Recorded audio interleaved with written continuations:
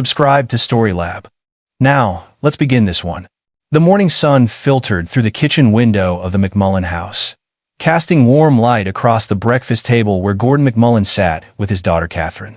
At 42, Gordon carried himself with the quiet confidence of a man who'd seen the world's darkest corners and emerged intact. His closely cropped hair showed threads of gray at the temples, and his hands, scarred and calloused, moved with practiced efficiency as he flipped pancakes onto Catherine's plate. "Dad, these are getting burned on the edges again," Catherine said, grinning up at him. At 12, she had her mother's warm brown eyes and infectious smile, though her personality was all fire and determination. "That's called caramelization, kid. It's fancy cooking," Gordon replied, settling into his chair across from her. "Your mother would have called it incompetence." Catherine's expression softened at the mention of Mary. 3 years had passed since cancer had taken her, but the absence still hung in the air like morning mist. Gordon had left Delta Force 2 months after the funeral, unable to reconcile his duty to his country with his duty to the 12-year-old girl who needed him more. "Whitney invited me to a party tonight," Catherine said, pouring syrup over her pancakes. "At the Townsend house. Her older brother's having some friends over." Gordon's fork paused halfway to his mouth. "How much older?" "Like high school. Seniors, I think. But Whitney said it's just going to be music and hanging out. Her parents will be there." The lie detector Gordon had developed over 18 years of special operations screamed a warning, but he'd also learned that trust was essential. Catherine had never given him reason to doubt her. She was smart, responsible, mature beyond her years from losing her mother too young. "Home by 10, he said finally. "And you keep your phone on. Any weirdness, any drinking, anything that makes you uncomfortable, you call me immediately." "Dad, I'm not a baby." "No, but you're my baby. There's a difference." Catherine rolled her eyes but smiled. "Yes, sir." That evening, Gordon watched from the front porch as Catherine climbed into Whitney Townsend's mother's car. Something gnawed at his gut, the same instinct that had kept him alive in Fallujah, in the Hindu Kush, in a dozen other hellholes where split-second decisions meant the difference between breathing and bleeding out. But he waved, forced a smile, and went back inside. He tried reading, tried watching television. At 9:30, he texted Catherine, "All good?" No response. 9:45. "Catherine?" Nothing. At 9:52, his phone rang. Not Catherine's number, Whitney's mother. "Mr. McMullen? This is Lorraine Townsend. I'm so sorry, but there's been an incident. Catherine's a county general. You need to come now." The 15-minute drive to the hospital took Gordon 8. He'd shifted into operational mode the moment he hung up, his mind clear and cold, emotions locked away in the same place he stored them during missions. He couldn't help Catherine if he was panicking. Lorraine Townsend met him in the emergency room waiting area, her face pale and drawn. "Mr. McMullen, I'm so sorry. I didn't know the party wasn't at our house. Whitney lied to me. She said she was going to study at a friend's. I only found out when the hospital called." "Where's Catherine?" "They're examining her now." "Mr. McMullen, there were boys there. High school boys. They..." Her voice broke. "I don't know exactly what happened, but when the police brought her in, there was blood and bruises and..." Gordon's hands were fists at his sides, his breathing controlled. "Who?" "The football team. I heard one of the officers say it was players from the varsity team." "Mr. McMullen, I'm so..." He was already walking toward the nurse's station when a doctor emerged from the treatment area. Pamela Pierce, according to her badge, was a woman in her mid-50s with kind eyes that had seen too much suffering. "Mr. McMullen, I'm Dr. Pierce. Your daughter is stable. She has a concussion, 3 cracked ribs, extensive bruising across her back and torso, and a fractured wrist.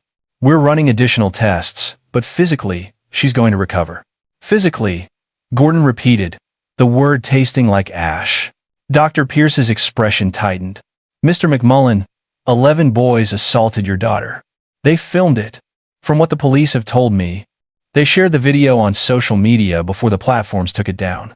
The psychological trauma is going to be significant. I've called in a counselor, but Catherine's asking for you." Gordon nodded once, his jaw so tight it ached. "Can I see her?" Catherine lay in a hospital bed that made her look even smaller than her 12 years. The right side of her face was swollen and purple, her wrist wrapped in a temporary cast. When she saw Gordon, tears spilled down her cheeks. "Daddy," she whispered, and the word broke something in him. He sat beside her, taking her uninjured hand in both of his. "I'm here, sweetheart. I'm right here." They said terrible things. About Mom. About me. They grabbed me and her breath hitched. I tried to fight, Dad. I tried. But there were so many. And they just laughed. And they kept hitting me, and, you did everything right, you survived. That's what matters. But even as he said it, Gordon knew it was a lie. Survival wasn't enough. Not for this. Not for what they'd done to his little girl. A police officer appeared in the doorway, a young woman who looked fresh out of the academy. "Mr. McMullen, I need to ask Catherine some questions about what happened." Gordon wanted to refuse, to shield Catherine from having to relive it. But he knew the system. Evidence. Statements. Building a case. He nodded and stepped back, though he didn't leave the room. Catherine's statement was halting, interrupted by tears, but the facts emerged with brutal clarity. Whitney had lied about the party location. It was at the house of Brett McDaniel, the quarterback whose parents were out of town. Catherine hadn't wanted to go to a party full of older boys, but Whitney had convinced her it would be fine. When they arrived, there were no other girls, just 11 members of the varsity football team, already drinking. Catherine had tried to leave. They blocked the door. What started as teasing escalated when she tried to push past them. Brett McDaniel had grabbed her, thrown her against a wall. The others had joined in, taking turns. Someone had set up a phone to record. They'd punched her, kicked her, slammed her head against the floor. The whole attack lasted 7 minutes. A neighbor had heard screaming and called the police. The boys had scattered, leaving Catherine unconscious on the living room floor. The officer took notes, her expression professionally neutral. But Gordon saw the rage in the set of her shoulders. "We've identified all 11 boys," she said. "They're being questioned now. The video evidence is clear. The DA will be filing charges." Gordon nodded, but he was already calculating. 11 targets. Their addresses would be in the police report. Their parents, their schedules, their vulnerabilities. He'd spent 18 years hunting the world's most dangerous men. These were just stupid kids who thought daddy's money and a football scholarship made them untouchable. They were about to learn different. The next morning, Gordon sat in the office of District Attorney Helen Rogers, a woman whose campaign posters promised tough on crime, strong on justice. In person, she looked more interested in her phone than in the case file spread across her desk. "Mr. McMullen, I understand you're upset," she said, finally looking up. "What happened to Catherine is terrible, but we need to be realistic about prosecution." "Realistic?" Gordon kept his voice level. 11 boys brutally assaulted my 12-year-old daughter. They filmed it. You have video evidence, witness statements, medical records. What's unrealistic about prosecution? Rogers sighed, leaning back in her chair. These are high school seniors, star athletes. Several of them have scholarship offers to Division I schools. Brett McDaniel's already committed to Alabama. Do you understand what conviction would do to their futures? Gordon stared at her, not quite believing what he was hearing. Do you understand what they did to my daughter's future? I'm sympathetic, Mr. McMullen, but we have to consider all factors. These boys made a mistake. A mistake is forgetting homework. This was assault, battery, maybe attempted murder, given how badly they hurt her. The thing is, Rogers continued, as if Gordon hadn't spoken, several of the boys' fathers sit on the city council. Robert McDaniel, Austin Pratt, Alejandro Douglas, these are influential men. They've made it clear that aggressive prosecution would be problematic for everyone involved. Gordon's hands remained still in his lap, but his mind was racing through scenarios. You're not filing charges. I'm pursuing a more measured approach. Probation, community service, mandatory counseling. The boys will be punished, but in a way that doesn't destroy their entire lives over one incident. One incident where they put my daughter in the hospital. I understand you're angry, but... No, Gordon said quietly, standing. You don't understand. You've never understood what it means to protect someone. But you will. He walked out before she could respond. In his truck, Gordon sat in the parking lot and made a call.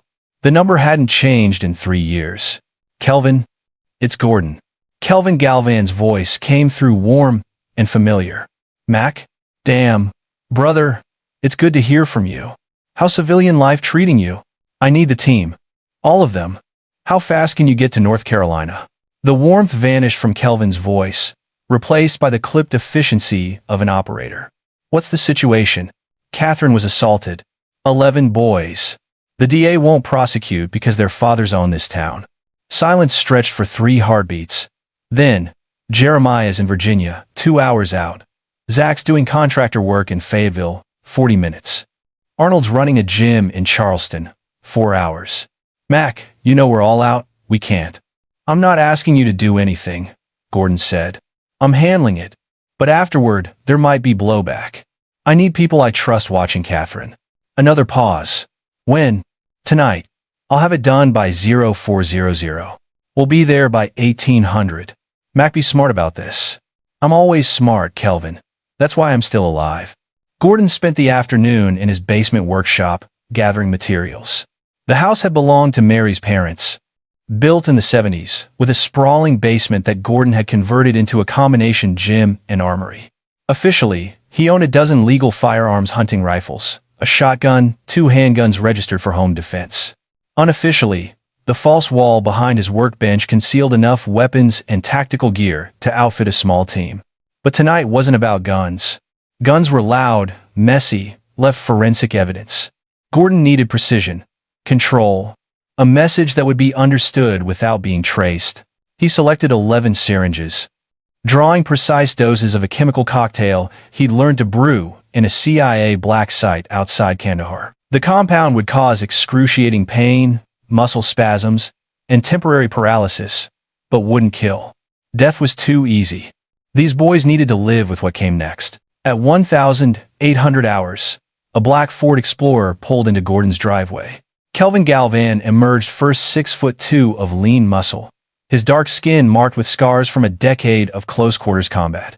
Behind him came Jeremiah Moody, stockier and balding, a master explosives technician who now taught chemistry at a community college. Zachary McKinney, the youngest at 36, still had the hungry look of an operator who missed the action. Arnold Peck brought up the rear, massive and gray-haired, the team's designated gentle giant who could bend steel bars with his bare hands. They didn't waste time with small talk. Gordon had coffee ready, and they gathered around his kitchen table like they'd done 100 times before missions. Catherine, Kelvin asked. Hospital overnight for observation, then home tomorrow. Physical therapy for the wrist, counseling for everything else. Gordon's voice was flat, emotionless. He compartmentalized it all, locked the father away, and let the operator take control. I have addresses for all 11 targets. Their parents are keeping them home from school, thinking this will blow over. Security? Jeremiah asked. Suburbia. Alarm systems, maybe cameras, nothing sophisticated. These people have never experienced real threat. They think money and position make them safe. Zachary studied the satellite images Gordon had pulled up on his laptop. You're hitting all 11 in one night? All 11 in 4 hours. Each target gets exactly what they deserve. Arnold's deep voice rumbled through the kitchen. And us? You watch Catherine. She gets released tomorrow at 0900. If anything happens to me, if the police come, if anyone tries to get to her, you keep her safe. That's all I need. Kelvin shook his head. Brother, you know that's not how this team works. You go, we go. I'm not asking you to throw away your lives. You're not asking, Jeremiah interrupted. We're telling. You think any of us could live with ourselves if we let you do this alone? After everything we've been through? Gordon looked at each of them, in turn men he'd bled with, nearly died with, who'd become closer than brothers through shared horror and survival. This isn't a sanctioned op. No support, no extraction, no legal protection. You get caught, you're done. Then we don't get caught, Zachary said simply. What's the plan? By 2100 hours, they'd refined the operation. Gordon would handle the actual targets. This was personal, and it needed to be his hand that delivered justice. The team would provide overwatch, handle any complications, and ensure clean extraction. 4 hours, 11 targets.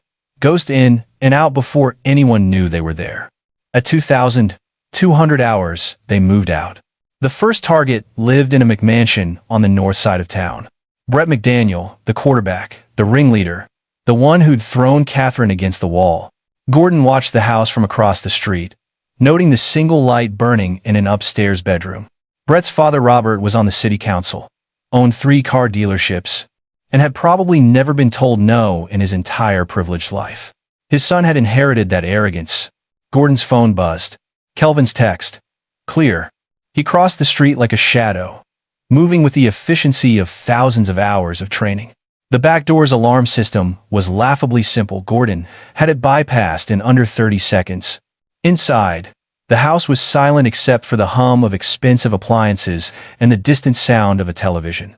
Brett's room was on the second floor. Gordon took the stairs without a sound, testing each step for creaks. The door was closed, but unlocked. Inside, Brett McDaniel lay sprawled across his bed in boxer shorts, scrolling through his phone. He didn't notice Gordon until a hand clamped over his mouth. "Don't scream," Gordon whispered. "Don't move. If you cooperate, this will be over in 60 seconds. Brett's eyes went wide with terror. Good. Let him feel a fraction of what Catherine felt. Gordon pressed the syringe into Brett's arm, depressing the plunger. The boy tried to thrash, but Gordon's grip was iron. Within seconds, the cocktail took effect. Brett's body went rigid, muscles spasming, his mouth open in a silent scream as pain receptors fired throughout his nervous system. 7 minutes, Gordon said quietly, watching the boy convulse. "That's how long you hurt my daughter. This is going to last longer." He set his phone on the nightstand, timer visible. Then he went to work. Gordon didn't use weapons. His hands were enough. He broke Brett's throwing arm in 3 places, precise fractures that would never heal properly, would never let him throw a spiral again. Shattered his knee with a controlled stomp that destroyed the ACL, MCL, and meniscus. The boy couldn't scream, couldn't even whimper, paralyzed by the drug while his body tried to process the catastrophic damage. When Gordon left 12 minutes later, Brett McDaniel lay unconscious on his bedroom floor, his football career over before it started. Target 2 was Daryl McDaniel, Brett's younger brother, a linebacker who'd been the second to put hands on Catherine. Gordon found him in the basement of the same house, playing video games with headphones on. The approach was even easier.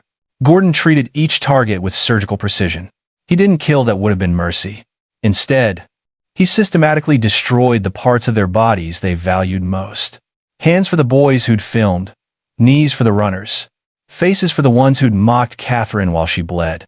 By 0130 hours, 9 targets were down. Gordon moved through the night like death itself, unstoppable and inevitable. Stuart Bishop lived alone in a converted garage apartment behind his mother's house. No father in the picture, single mom working double shifts to support her son's football dreams. Gordon almost felt sorry for her. Almost. Stuart had been the one who'd kicked Catherine in the ribs. 3 times, according to her statement. Gordon made sure to return the favor with interest, fracturing 6 of the boy's ribs and puncturing a lung. Not enough to kill, but enough that every breath for the rest of his life would hurt. The final target was Ramiro Drake, the defensive end who'd stood watch at the door while the others attacked Catherine.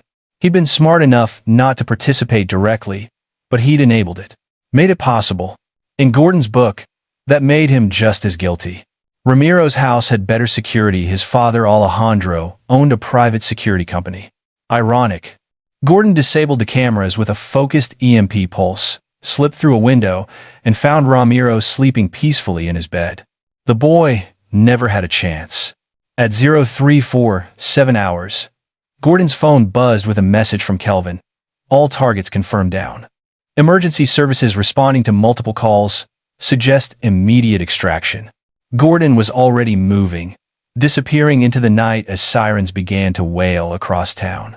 By the time the sun rose, all 11 boys were in the hospital, their parents screaming for police investigations, and Gordon was sitting in his kitchen drinking coffee with his team. News is already calling it a coordinated attack, Zachary said, scrolling through his phone. They're talking terrorism, gang violence. One reporter suggested it might be cartel-related. Let them talk, Gordon said. They'll never prove anything. Jeremiah was less confident. Mac, you hit 11 targets in 4 hours. That's not normal crime.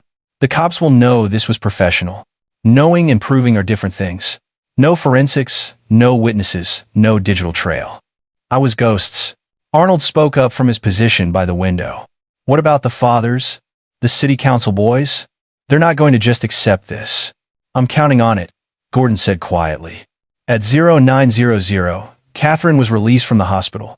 Gordon brought her home to find Kelvin making pancakes, Jeremiah reading on the couch, Zachary and Arnold playing cards at the kitchen table. She looked at the four strange men in her house with confusion. Sweetheart, these are some friends of mine from the army, Gordon said. They're going to stay with us for a few days. Make sure we're safe. Catherine's eyes were sharp despite the pain medication. Safe from what? From people who might be angry about what happened to those boys last night. She'd seen the news. Every channel was covering it. 11-star athletes mysteriously attacked in their homes, all on the same night. The speculation was wild, but the facts were clear. Someone had systematically targeted the boys who'd assaulted Catherine McMullen. Dad, she whispered. Did you? I protected you, Gordon said simply. That's what fathers do. Catherine looked at him for a long moment. Then at the four operators watching her with kind but hard eyes. Finally, she nodded. Okay. That afternoon, while Catherine rested upstairs under Jeremiah's watchful eye, Gordon's phone rang.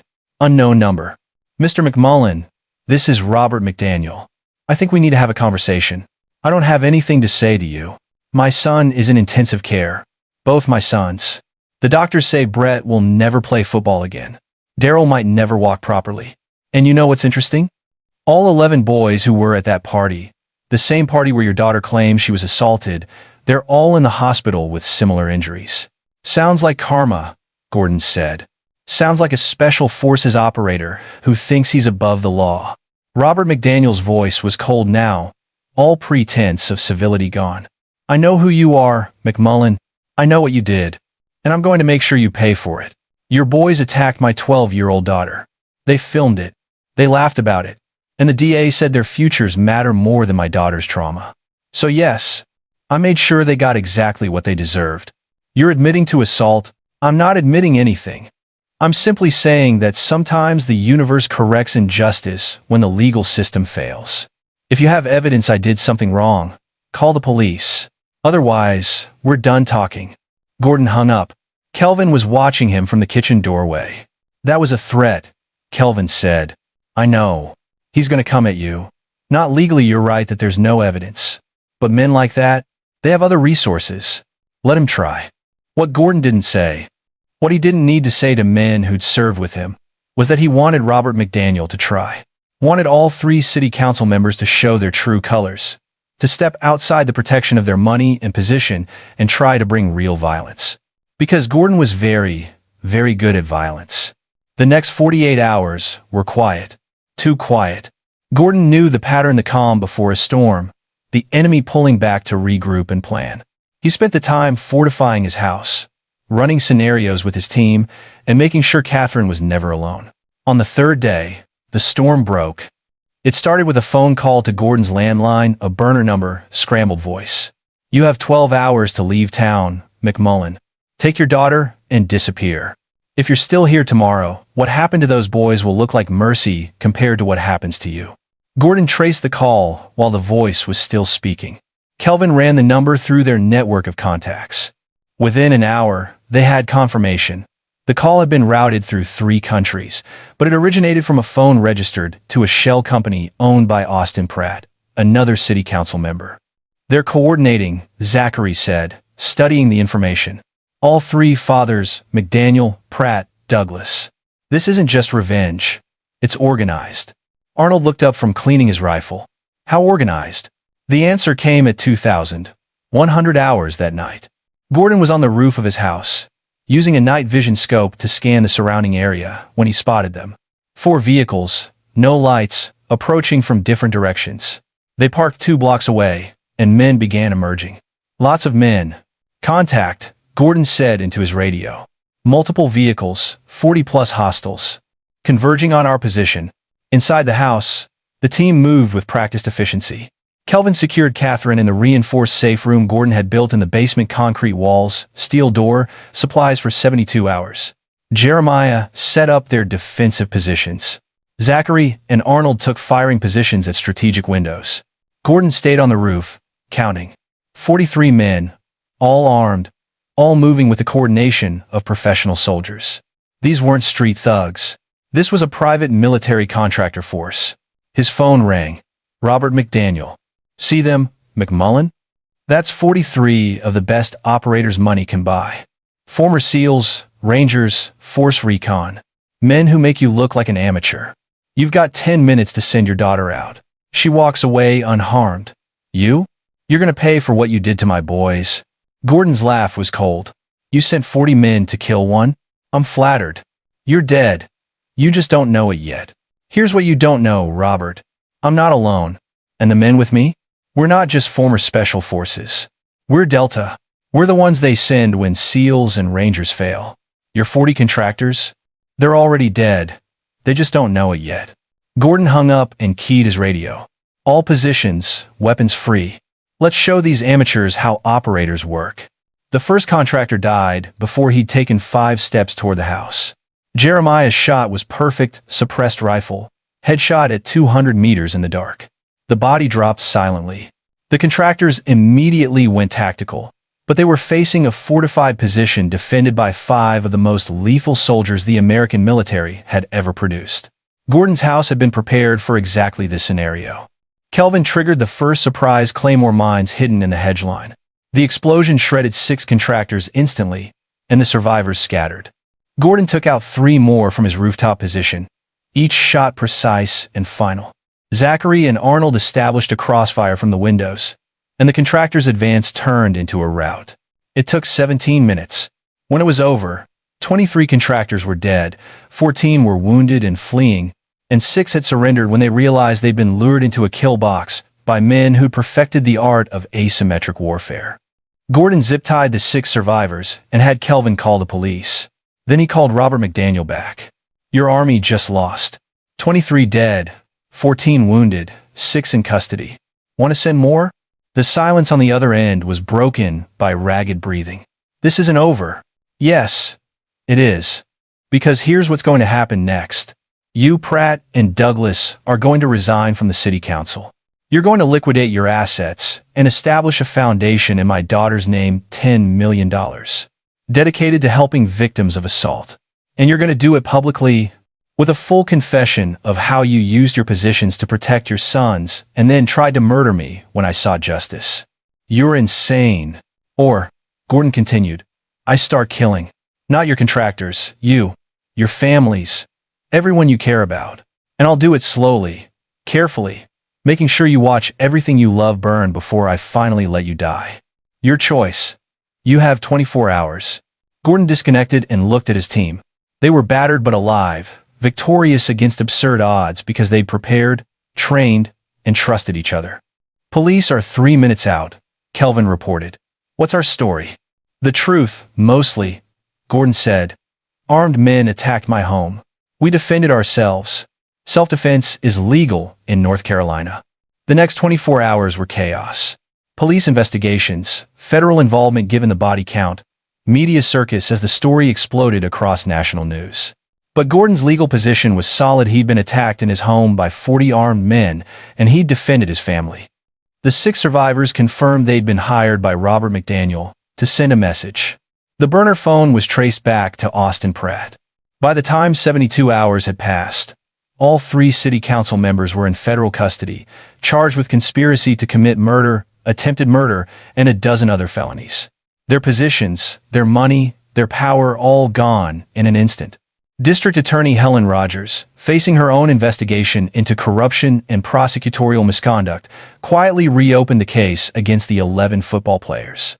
With the video evidence, medical reports, and Catherine's testimony, conviction was certain.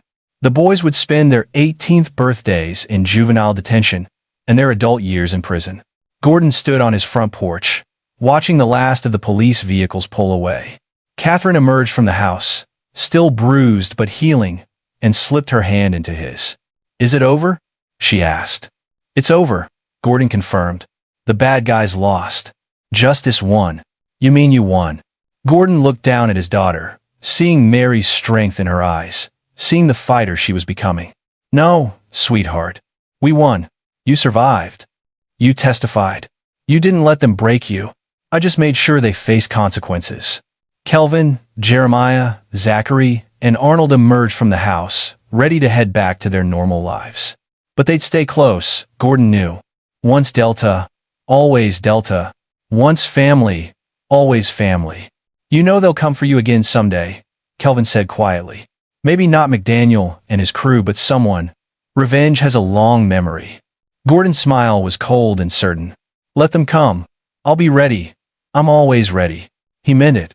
Gordon McMullen had spent 18 years as one of America's most elite warriors, and he'd used every bit of that training to protect what mattered most. His daughter was safe. The men who'd hurt her were behind bars. The corrupt officials who'd enabled them were facing justice. And if anyone else ever threatened his family, they'd learn the same lesson those 11 boys and 40 contractors had learned. There are some men you don't cross, some lines you don't breach, some daughters you don't touch. Because Gordon McMullen was a father first, a warrior second, and he would move heaven and hell to protect his little girl. The sun was setting as the team finally dispersed, each man heading back to his own life but staying a phone call away. Catherine went inside to rest, leaving Gordon alone on the porch. He pulled out his phone and looked at the photo that served as his wallpaper. Mary, Catherine, and himself from 4 years ago, before cancer, before violence. When the world still made sense. I kept her safe, he whispered to the memory. Just like I promised. The wind rustled through the trees, and Gordon could almost hear Mary's voice. I know you did. I always knew you would. He pocketed his phone and went inside, locking the door behind him. Tomorrow would bring new challenges, new battles, new threats. But tonight, his daughter was safe, his enemies were defeated, and justice, real justice, not the corrupted version peddled by people like Helen Rogers, had prevailed. Gordon McMullen had gone to war for his daughter and emerged victorious. That was all that mattered. The story should have ended there, father and daughter safe, enemies vanquished, justice served. But 3 weeks later, another threat emerged from an unexpected direction. Gordon was at Catherine's physical therapy appointment when his phone rang. Kelvin's voice was urgent. Mac, we've got a problem. Robert McDaniel made bail. Federal charges. He shouldn't be able to. He pulled strings. Some federal judge he went hunting with. He's out. And Mac, he's not trying to run. He went straight to a press conference. Gordon pulled up the live stream on his phone. Robert McDaniel stood outside the courthouse, flanked by expensive lawyers, his face a mask of righteous indignation. My sons were brutalized by a vigilante, McDaniel said to the assembled cameras. Gordon McMullen took the law into his own hands, permanently crippling 2 teenage boys. Yes, there was an incident at a party, teenagers making poor choices, but what he did was monstrous. I hired security to protect my family from this dangerous man, and he murdered 23 people defending themselves. I will not rest until Gordon McMullen is behind bars where he belongs. The narrative was clever, Gordon admitted. Strip away context, focus on the body count, paint him as a revenge-crazed killer rather than a father protecting his daughter. It might even work on a jury if the federal charges didn't stick first. But Gordon had learned something in his years fighting America's enemies. The best defense was often a devastating offense. That evening, he made a series of calls. The first was to Pamela Pierce, the ER doctor who treated Catherine. The second was to the police officer who'd taken Catherine's initial statement. The third was to an investigative journalist named Cassandra Wilson, who'd built a career exposing corruption. Miss Wilson, I have a story for you. About how a city council used their position to protect 11 rapists and how far they were willing to go to avoid accountability. Within 48 hours, Cassandra Wilson's expose dominated every news cycle. She had medical records, police statements, the video evidence that the DA had tried to suppress, testimony from Catherine and 4 other girls who'd been assaulted by the same football team in previous years, cases that had been quietly buried by Helen Rogers at the city council's request. The public fury was immediate and absolute. Robert McDaniel's bail was revoked. Helen Rogers was arrested, and the narrative shifted from vigilante father to corrupt officials enabled serial predators. But McDaniel had one final card to play. From his jail cell, he put out a contract $1 million for Gordon McMullen, dead or alive. The assassination attempt came on a Tuesday morning. Gordon was driving Catherine to her counseling appointment when he spotted the tail of a black sedan, 2 vehicles back, matching his turns. He trained Catherine for this possibility. "Sweetheart, I need you to listen carefully and do exactly what I say," he said calmly. "Get down on the floor behind my seat. Stay there until I tell you it's safe." Catherine's eyes went wide, but she didn't argue. She'd seen enough in the past month to trust her father's instincts. She slid to the floor as Gordon accelerated, confirming the sedan was following. 2 more vehicles joined the chase, coordinated, professional. Gordon keyed his radio. "Kelvin, I've got 3 vehicles in pursuit. Taking evasive route Bravo." "Roger that. We're en route." 8 minutes. 8 minutes was a lifetime in a tactical situation. Gordon took a hard right, then a left, weaving through residential streets. The pursuers kept pace. One pulled alongside, and Gordon saw the passenger window rolling down, saw the muzzle of an automatic weapon. He slammed the brakes, letting the attacking vehicle shoot past, then accelerated and rammed the second pursuer from behind. The impact sent it spinning into a parked car. 1 down, 2 to go. The third vehicle tried to box him in from the front, but Gordon had spent years in high-threat driving courses. He executed a J-turn that would have made his instructors proud, reversing direction at 40 miles per hour, and punched the accelerator. "Dad." Catherine's voice was steady despite the terror she must be feeling. "Stay down, baby. I've got this." The first vehicle, the one with the shooter, had turned around and was gaining. Gordon led them onto the highway, buying space and time. His phone rang on Bluetooth. "Mr. McMullen, this is Special Agent Joanne Osborne with the FBI. We're aware of the contract on your life. Where are you right now?" "Highway 40, eastbound. 3 hostiles in pursuit. We have units converging on your position. Stay on the line." Gordon checked his mirrors. The pursuing vehicle was 20 yards back and closing. The passenger was leaning out with what looked like an MP5 submachine gun. "Catherine, cover your ears," Gordon said. He slammed the brakes again, letting the pursuing vehicle overshoot, then pulled his own sidearm and fired 3 rounds through his rear window into their engine block. The vehicle's hood erupted in steam and smoke, and it careened off the road. "Threat neutralized," Gordon reported to Agent Osborne. "How far are your units?" 30 seconds. "Mr. McMullen, we need to bring you and your daughter into protective custody." "Negative.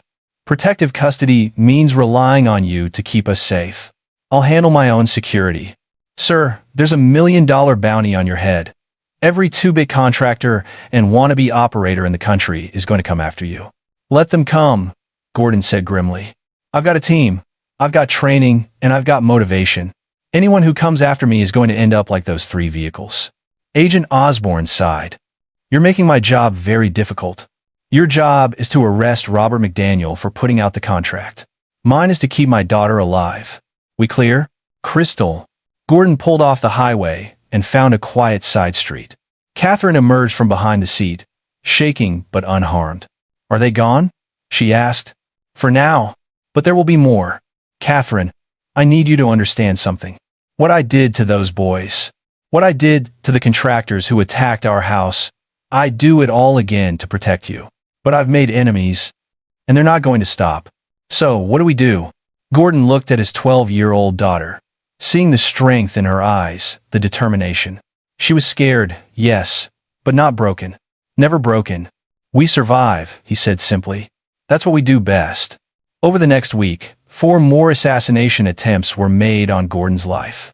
Each one was thwarted, sometimes by Gordon's skill, sometimes by his team's intervention, sometimes by pure luck. But each attack made it clear that Robert McDaniel's reach extended far beyond what they'd anticipated. The breaking point came when someone planted a bomb in Catherine's school. The device was discovered before detonation, but the message was clear. Whoever was after Gordon was willing to hurt children to get to him. That crossed every line, violated every code. Gordon called an emergency meeting with his team. They gathered in a secure location, a warehouse owned by one of Jeremiah's contacts, and laid out the situation. "This ends now," Gordon said. "Not later. Not after the trial. Not when McDaniel's in prison. Now. Because the next bomb might not be found in time. You want to go after him in a federal holding facility?" Zachary said, skeptical. "Mac, that's a suicide mission. I'm not talking about killing him. I'm talking about ending his ability to wage this war. He's using shell companies, offshore accounts, encrypted communications to fund these attacks. We cut off his money. We cut off his reach. Arnold leaned forward, interested now. How? The same way we cut off funding to terrorist cells in Afghanistan. We trace the money, we identify the accounts, and we drain them dry. Every penny he's got goes to victims' charities, legal defense funds, anywhere that'll hurt him worse than death. Kelvin smiled slowly. Financial warfare. I like it, but we'll need a hacker. I know someone, Jeremiah said. My niece. She works cybersecurity for a defense contractor, but she's got extracurricular skills. 24 hours later, they were joined by Flora Anderson, a 26-year-old with purple hair and the kind of casual genius that made computers do exactly what she wanted. She listened to Gordon's explanation, examined the data they'd gathered on McDaniel's financial empire, and nodded. Give me 48 hours, she said. I'll give you everything. She delivered in 36 hours. Robert McDaniel's wealth was impressive, $37 million spread across 18 accounts in 7 countries. Flora didn't just identify them. She drained every single account, routing the money through a series of anonymous transfers that ended with donations to assault victim advocacy groups, legal aid societies, and a new foundation in Catherine's name dedicated to prosecuting wealthy offenders who thought they could buy their way out of justice. When McDaniel discovered what had happened, his screams could apparently be heard throughout the federal holding facility. But Gordon wasn't done. With McDaniel financially gutted, Gordon turned his attention to the other 2 city council members, Austin Pratt and Alejandro Douglas. They'd been released on bail, their lawyers working overtime to build their defense. Gordon decided to make that defense considerably harder. Flora hacked their communications, providing Gordon with years of encrypted messages showing bribery, corruption, witness intimidation, and a dozen other felonies. Gordon packaged it all neatly and delivered it to Agent Osborne. Merry Christmas, he said. That should give you enough to put them away for decades. Osborne looked at the data, then at Gordon. How did you obtain this? Anonymous source. Does it matter? Legally? Yes. Practically? She smiled grimly. I'll find a way to make it admissible. With all 3 former council members facing ironclad federal cases, their wealth seized, their reputations destroyed, the assassination attempts ceased. Gordon's name was quietly removed from every bounty board, and the world moved on to the next scandal. But Gordon knew better than to relax. He kept his team close, kept his house fortified, kept training Catherine in situational awareness and basic self-defense. Because the world was full of predators, and the only way to survive was to be harder, smarter, and more ruthless than anyone who might threaten your family. 6 months later, Gordon sat in a courtroom and watched as all 11 football players were sentenced to adult prison minimum 15 years each. The 3 former city council members received 25 years. Helen Rogers was disbarred and sentenced to 10 years for corruption and obstruction of justice. Catherine sat beside Gordon, holding his hand. She'd testified at every trial, facing her attackers with courage that made Gordon's chest tight with pride. When it was finally over, when the last verdict was read and the last prisoner was led away, Catherine looked up at her father. Is it really over now? It's over, Gordon confirmed. We won. We won, Catherine echoed, testing the words. I like how that sounds. They walked out of the courthouse together into bright sunshine. Kelvin, Jeremiah, Zachary, and Arnold were waiting by the truck, and they drove together to Catherine's favorite restaurant, a hole-in-the-wall taco place that served the best carnitas in the state. Over tacos and laughter, surrounded by the men who'd helped save his daughter and destroy their enemies, Gordon McMullen felt something he hadn't experienced in months. Peace. He'd gone to war for his daughter, and he'd won. Not through the legal system that had failed them, not through institutions that valued privilege over justice, but through his own strength, his own skills, his own unwillingness to let evil prevail. Catherine was healing physically, emotionally, growing stronger every day. The men who'd hurt her were behind bars. The corrupt officials who'd protected them were facing justice. And Gordon had proven that sometimes, when the system fails, a father's love and a warrior's training can change the world. Dad, Catherine said, pulling him from his thoughts. Thank you for everything. Always, sweetheart, Gordon said, pulling her into a hug. I'll always protect you. And he would. For the rest of his life, Gordon McMullen would stand between his daughter and anyone who wished her harm. It was what fathers did, what warriors did, what he'd been trained for across 18 years of combat. The world had tried to break his family. The world had failed. And anyone who tried again would learn the same lesson. You don't mess with Gordon McMullen's daughter. Not if you want to survive. This is where our story comes to an end. Share your thoughts in the comments section. Thanks for your precious time. If you enjoyed this story, then please make sure you subscribe to this channel. That would help me a lot. Click on the video you see on the screen, and I will see you there.